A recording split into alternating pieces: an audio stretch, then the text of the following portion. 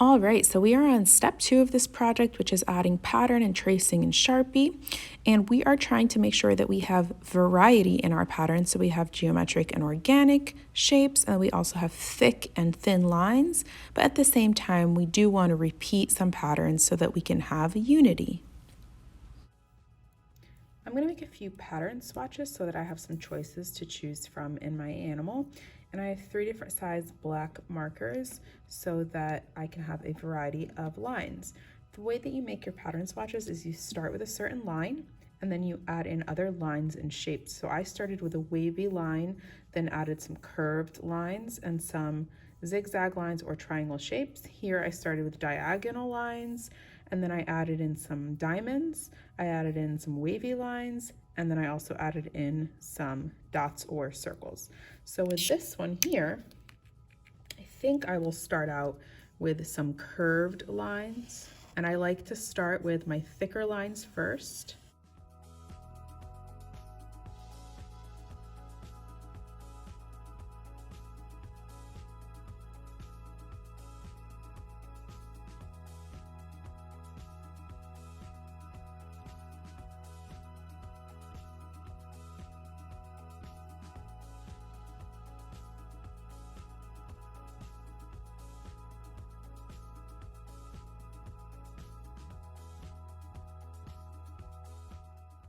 So just repeating shapes and circles, shapes and different lines and things make it more interesting. Then perhaps I'll go in and do that again here. And I'm just repeating, but different sizes and different thicknesses.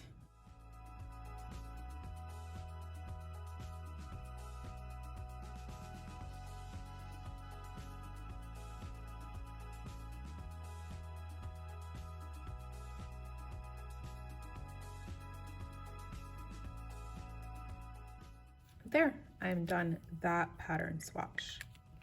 And you can do maybe 6 to get ready for your animal. So here I have some pattern swatches to choose from, and I have my animal here, and we can start filling our spaces with the patterns.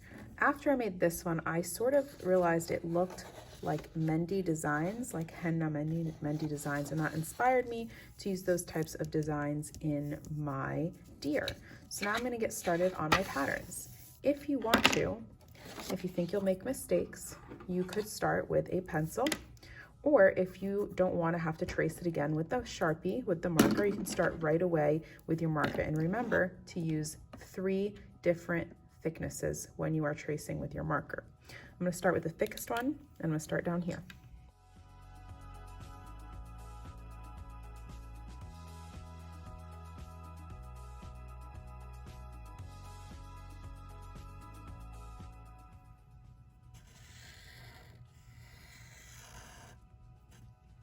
All right, then I'm going to go in with my thinner marker.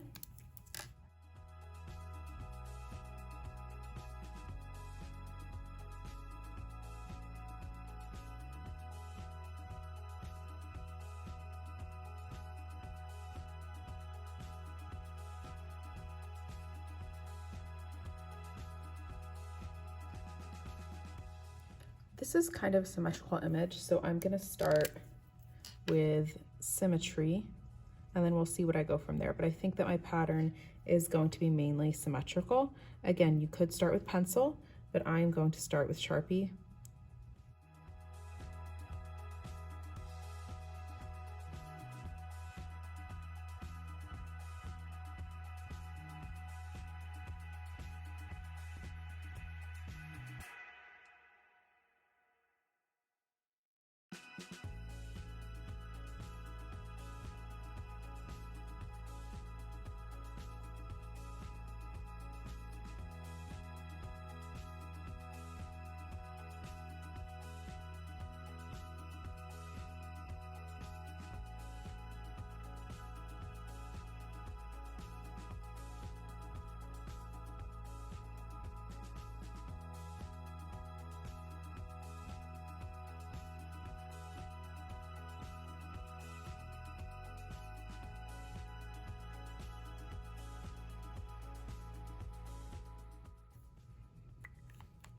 So now I've finished this part and I have to figure out what to do on the other parts. For the horns, I think I'm going to keep it simple.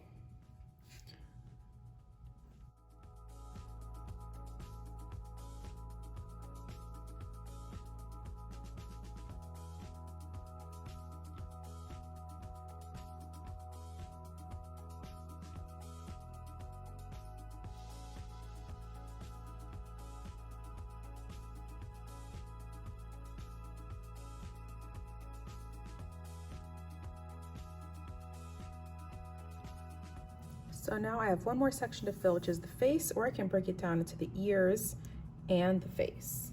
So I think that with the symmetry here, it'd be really nice if there was something hanging down from the face. So I'm gonna go with that idea. So kind of work with your animal and see what seems to fit in the space.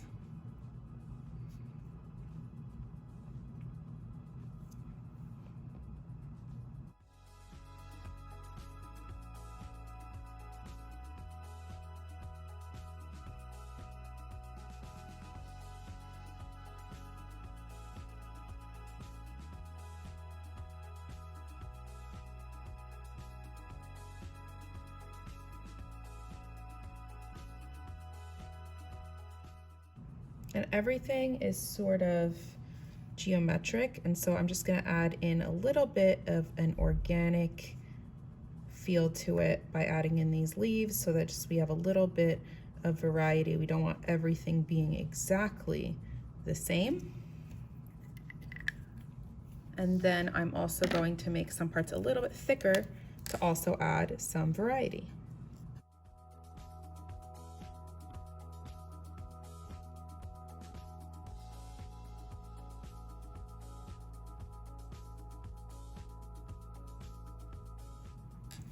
I started adding another shape on the face to kind of do something similar to the bottom down there.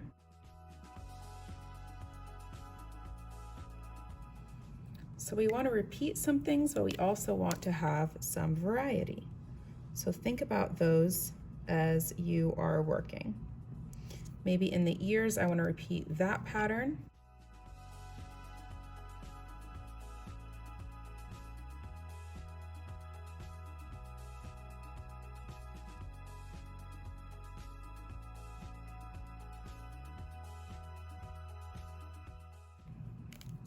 And I could be done here, or I could keep going. I think I'm going to keep going on the cheeks. So follow the shape of the face, the shape of the animal to decide what you want to put in. You want it to go along with the same shape as the animal. You don't want it to be going against the shape of the animal.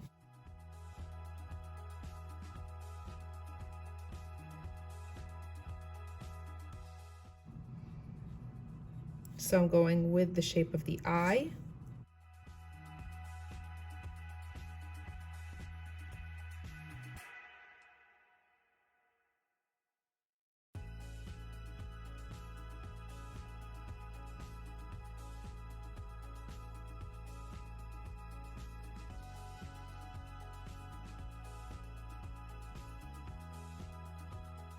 So there I go. I think that I am complete. I have repeated elements. I have a variety of thin and thick. I have organic and geometric. And that is what's going to make your animal look even more interesting.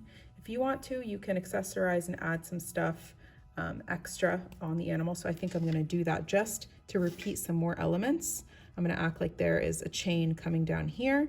So I'm just going to do a few more repeated elements on the outside of the animal to make more interest. So there you go. I repeated some elements again, and I added some little dots, and I made a variety of lines and shapes, and I am done my pattern portion of this project, and we'll move on to color.